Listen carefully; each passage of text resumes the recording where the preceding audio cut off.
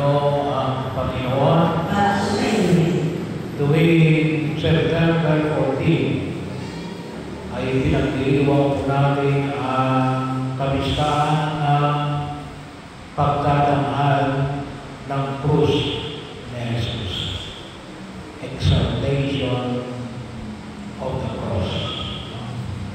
Nagkakawan po ngayong taon na ito, 2021, ang September 14 ay pumatak ng araw ng linggo. Kaya po, yung pagdiriwang natin ngayon, instead ng rito na ika-24 na linggo ng karaniwang panahon, ang ating po bibigyan din ay ang dakilang kabistahan ng pagtatanghal ng krus. Bahagi ho na napakahalaga ang konsepto ng ating pananampalataya. Hindi lang mo basta krus, ngunit ang krus ni Jesus. Bahagi ho. Kung niyo po maalala, isa po yun, isa na kita natin, mayroon lang yung mga kapatid natin, mga hindi katolik, sa kanila ay krus lang. Sa akin, hindi lang basta krus. Ngunit ang krus na kay Kristo. Kasi sana ho malawaan natin na krus ng panahon ni Jesus, bago pa panahon ni Jesus, sa Imperyo Romano, kahit anong panahon ni Jesus, at pagkatapos ng panahon ni Jesus, sa pamantayan na tinatawag natin, kasi may tumagal na rin yung Roman Empire, at least hanggang 300 AD. So, more than ay makita ko natin na na itong krus ay yun ang tinatawag namin yan ay tanda ng kaparusahan.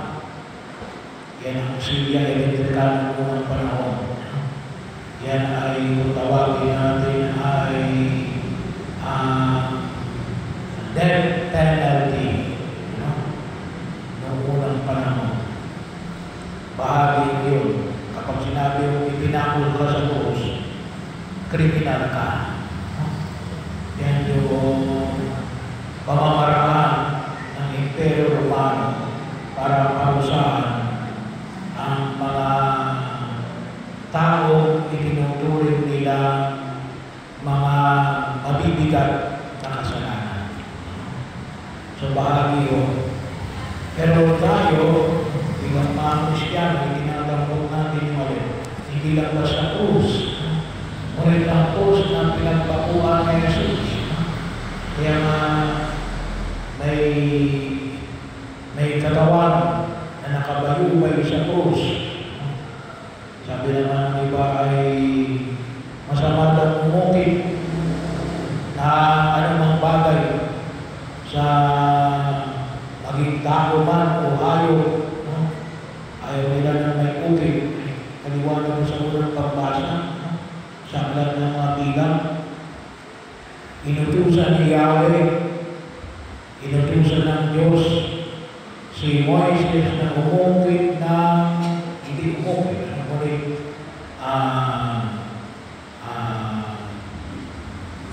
tawagin natin ay, ito ay,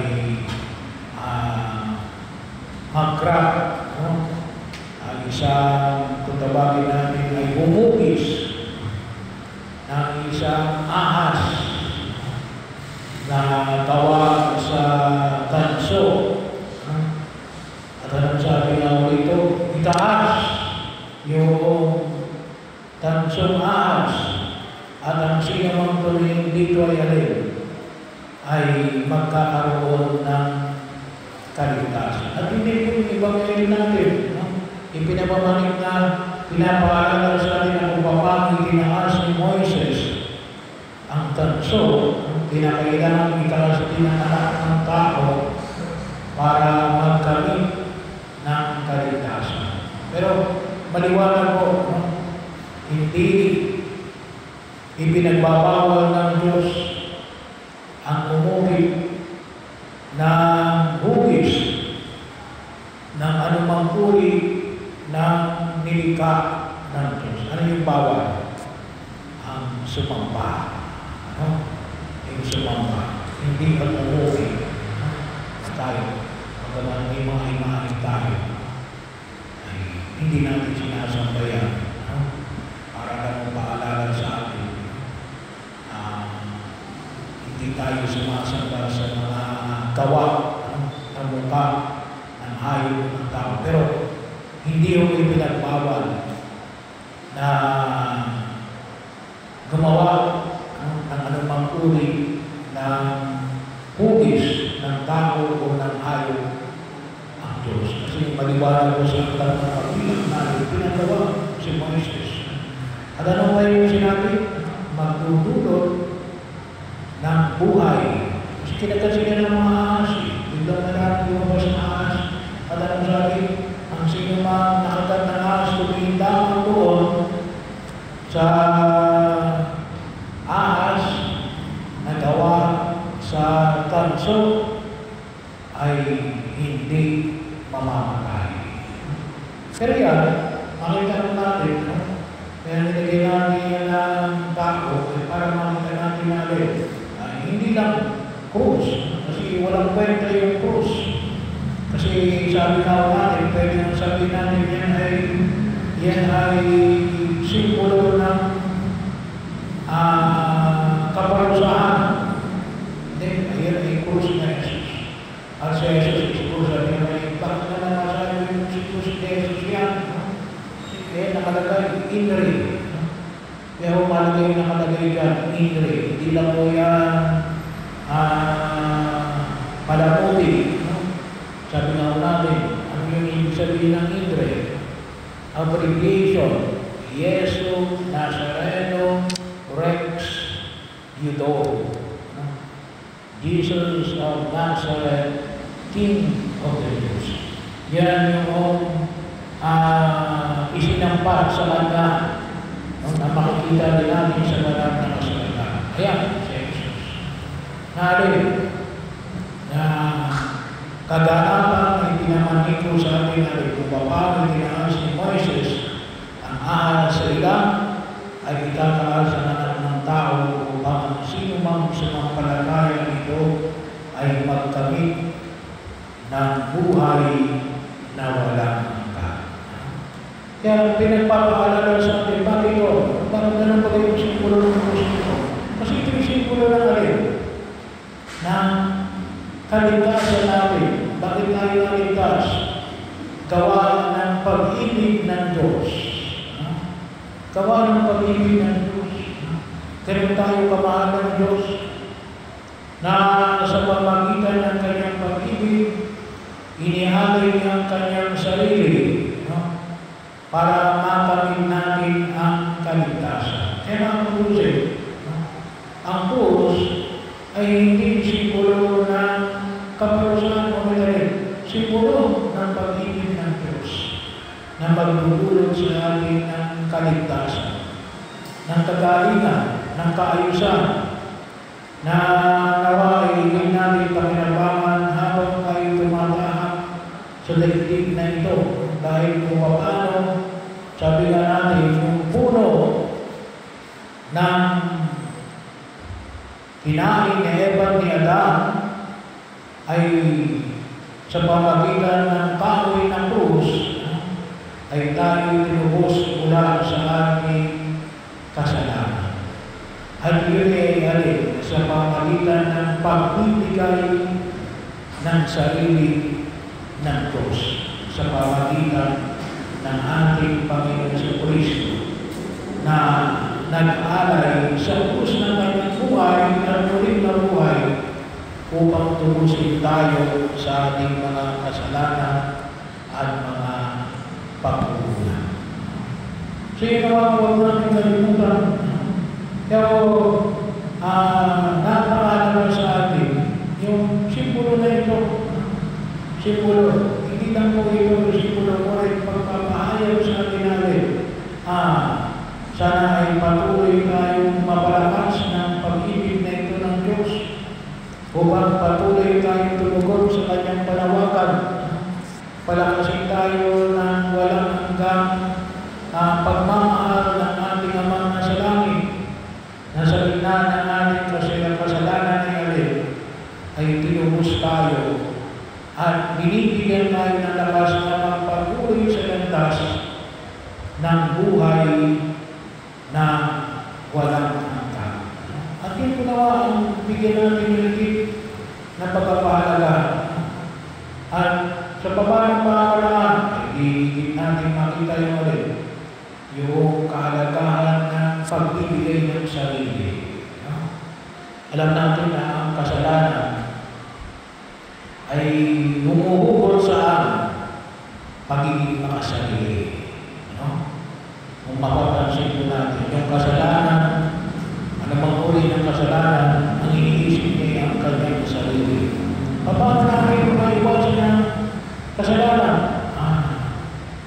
Pagbibigay ng sarili. Itinuro sa atin yan na Jesus sa krus na kanyang pinagpakuhan. Halawa, every time na makakita tayo ng krus, makita natin ay magandog tayo ng ating sarili. Iwasan natin yung pagiging makasarili. At makiisa tayo sa walang hanggang pagbibigay ng Jesus ng kanyang sarili. At yun ay ipinamamalit na sa atin tuwing kailan. Alimaw natin. Tuwing banal na pagdiriwang ng isa. Ay ibinibigay ng Jesus ng kanyang sarili. So, kaya nga po sa banal na pagdiriwang ng isa, sinasabi ng ito ang kordero ng Diyos na nag-aalis ng mga kasalanan ng sanlibutan, mawawalad ang mga inaanyayahan sa piling ng kordero. At ano yung sinasabi natin? Panginoon, hindi ako karapat-dapat na magpatuloy sa iyo. Ngunit sa isang salita mo lamang ay gagaling na ako. Pinatulong ni Jesus, tagalinan, kaayusan, kaligtasan. At sana mapakilabangan natin, lumapit tayo, sabagat every time na nagdiriwang ng misa, ay muling iniambog ni Jesus ang kanyang sarili. Na nangyari 2,000 years ago, hindi niya inuulit. Hindi ito inuulit. Ito ay sinasa ngayon. Kasi hindi na pwede ulitin yung pagbibigay ni Jesus ng kanyang sarili. Nangyari lang ito isang beses. Almost 2,000 years ago. Kasi yung 2,000 ito ay kailan? Sa 2033. So ilang taon na lang? 25, 26, 27, 28, 29, 30, 1, 2, 3. 8 years na lang. 2,000 taon na ang kaganapan ng pagliligtas ng Diyos.